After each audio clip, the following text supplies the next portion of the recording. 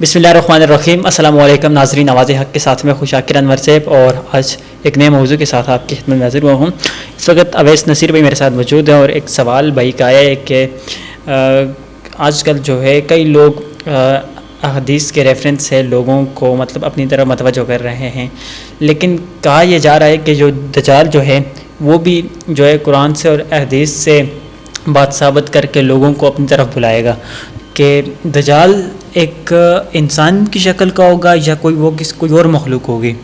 اس بات پہ تھوڑا سا غور اٹھانے سے نظر ڈالیں۔ آپ صلی اللہ علیہ وسلم کے دور میں ایک شخص تھا ابن سیاد، جی، وہ یہودیوں میں سے تھا، بنی اسرائیل میں سے تھا، مسلمان ہو گیا تھا بعد میں۔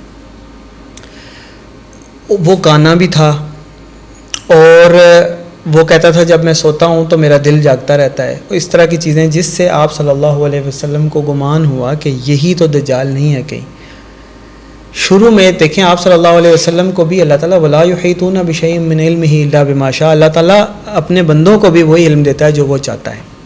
تو آپ صلی اللہ علیہ وسلم کو بھی اللہ تعالیٰ نے علم آہستہ آہستہ وحی کی صورت میں، شرح صدر کی صورت میں، الہام کی صورت میں، خوابوں کی صورت میں، اس طرح سے اللہ تعالیٰ آپ صلی اللہ علیہ وسلم کی بھی تربیت کرتا رہا، انہیں سکھاتا رہا۔ تو شروع میں جب دجال کے یہ نشانیاں آپ صلی اللہ علیہ وسلم کے اوپر بتائی گئیں آپ صلی اللہ علیہ وسلم کو، تو آپ صلی اللہ علیہ اس وقت تک وہ واضح نہیں تھا کہ وہ دجال ابھی آئے گا، بعد میں آئے گا، یعنی اس کے اندر جو باقی ڈیٹیل تھی وہ شاید آبویسلی بعد میں آئی۔ تو اس وقت آپ صلی اللہ علیہ وسلم ابن سیاد کو اس کی ٹو میں بھی باقاعدہ رہتے تھے۔ ایک دفعہ آپ صلی اللہ علیہ وسلم کے ساتھ حضرت عمر بھی تھے، اس کو ذرا چھپ کے دیکھتے رہتے تھے کہ یہ کیا کر رہا ہے، کیا کہ یہی تو دجال نہیں ہے۔ تو حضرت عمر رضی اللہ تعالیٰ عنہ نے کہا کہ یا رسول اللہ آپ مجھے حکم دیں، میں اس کی گردن مار دیتا ہوں۔ تو آپ صلی اللہ علیہ وسلم نے فرمایا عمر اگر تو یہ دجال ہوا تو تیرا اس کے اوپر کوئی اختیار نہیں ہے، تو اسے قتل نہیں کر سکے گا، لیکن کیونکہ اس کا وعدہ حضرت عیسیٰ علیہ السلام سے کیا گیا ہے، لیکن اگر یہ دجال نہ ہوا تو تو ایک بے گناہ کو قتل کرے گا۔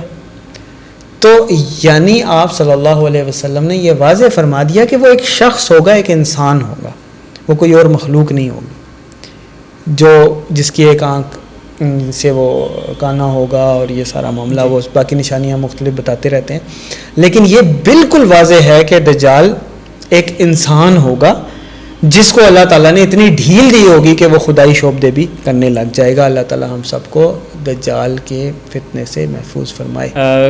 آج کل جو ہے کئی لوگ احادیث کے ریفرنس سے لوگوں کو اپنی طرف متوجہ کر رہے ہیں، لیکن کہا یہ جا رہا ہے کہ جو دجال جو ہے وہ بھی جو ہے قرآن سے اور احادیث سے بات ثابت کر کے لوگوں کو اپنی طرف بلائے گا۔ تو مجھے یہ بتائیں اویس بھائی کہ کیسے آج کے دور میں کسی پہ یقین کیا جا سکتا ہے کہ دراصل وہ سچ ہے یا جھوٹ ہے؟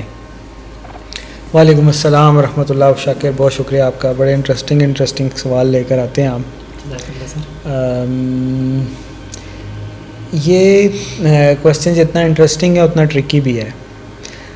میری انڈرسٹینڈنگ یہ ہے، اور وہ بنتی بھی ہے، اس کے پیچھے لاجک بھی ہے۔ پہلے تو یہ سمجھ لیں کہ دجال جو ہے نا وہ جب نکلے گا نا، تو حدیث شریف میں آتا ہے کہ وہ اچانک کسی بات پہ غضبناک ہو کر نکل آئے گا۔ تو اگر میں اور آپ یہ سوچ رہے ہیں کہ وہ پہلے آئے گا، آ کے دعویٰ کرے گا کہ میں امام مہدی ہوں، پھر وہ دعویٰ کرے گا کہ میں نبی ہوں، نعوذ باللہ، پھر وہ دعویٰ کرے گا کہ میں خدا ہوں، وہ سٹیپ سارے ہم دیکھیں گے، بڑا ایک سلو پروسیس ہوگا، تو یہ آپ کی غلطی ہے۔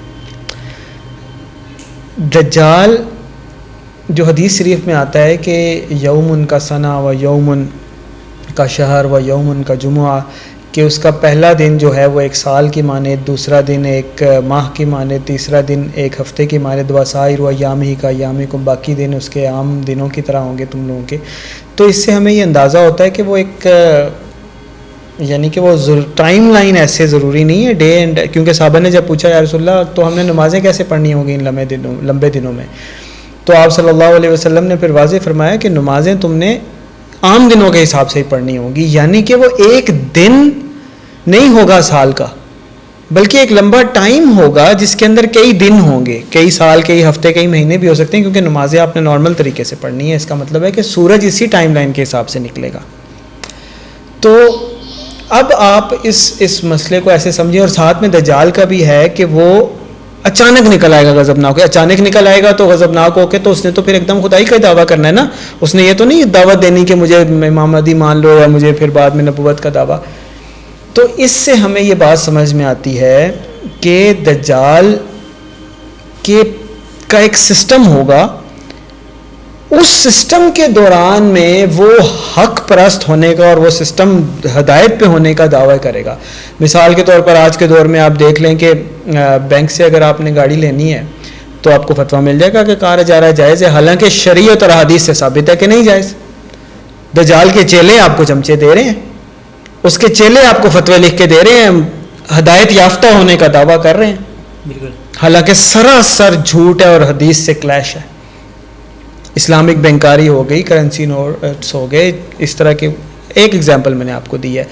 اسلامک انشورنس اور پتہ نہیں کیا کیا نکالا ہوا ہے، قطعاً بالکل واضح طور پہ حرام ہے. کیوں؟ حدیث سے ٹکراتی ہیں چیزیں، آپ صلی اللہ علیہ وسلم کی تعلیمات سے ٹکراتی ہیں، لیکن وہ ہدایت پہ ہونے کا دعویٰ کریں. تو دجال ایز اے سسٹم وہ آج ہمیں دے رہے قرآن حدیث کے ریفرنسز اور ہمیں پتہ نہیں چل رہا، ہم اس کے اندر آ رہے ہیں.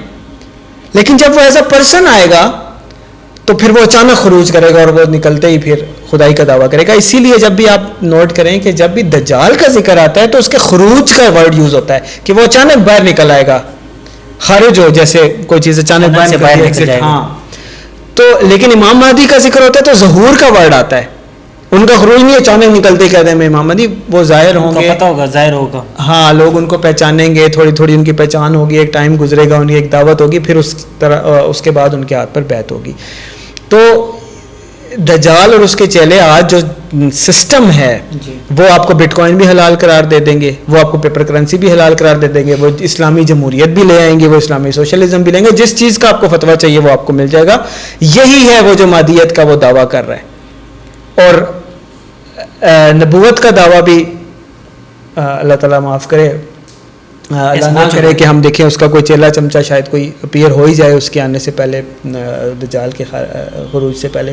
اللہ تعالیٰ ہم سب کو ان فتنوں سے محفوظ فرمائے.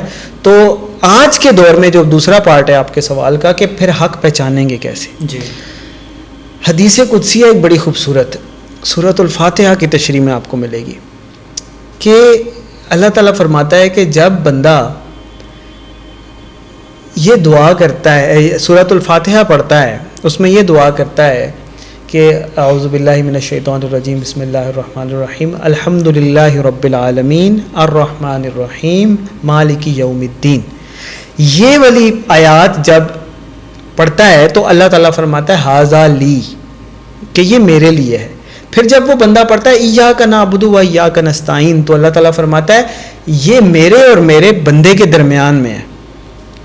پھر جب وہ بندہ یہ پڑھتا ہے کہ اہدنا الصراط المستقیم صراط الذین انعمت علیہم غیر المغضوب علیہم ولا الضالین، تو پھر اللہ تعالیٰ فرماتا ہے کہ ھذا لعبدی ولعبدی ما سال، کہ یہ میرے بندے کے لیے ہے، یہ میرے بندے نے اپنے لیے مانگا ہے. پہلے میری تعریف کی، پھر وہ چیز وہ کلمات ادا کیے جو میرے اور بندے کے درمیان میں ہے، پھر بندے نے اپنے لیے مانگا. تو پھر اللہ تعالیٰ فرماتا ہے کہ ھذا لعبدی ولعبدی ما سال، یہ میرے بندے کے لیے اور میں اپنے بندے کو وہ ضرور دوں گا جو اس نے مانگا ہے. بڑے محبت بڑے الفاظ ہیں کہ میرے جیسے بچے کو کوئی کہے کہ یہ میرے بچے کے لیے اور جو میرا بچہ مانگے وہ تو اس کو ملتا ہے.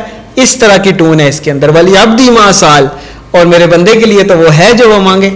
بڑے محبت بڑے ہیں. تو یہ اہدنا الصراط المستقیم ہے، اللہ مجھے ہدایت دے، سیدھا راستہ دکھا، نیک لوگوں کا راستہ دکھا، انعام والوں کا راستہ دکھا، جو گمراہ ہیں اور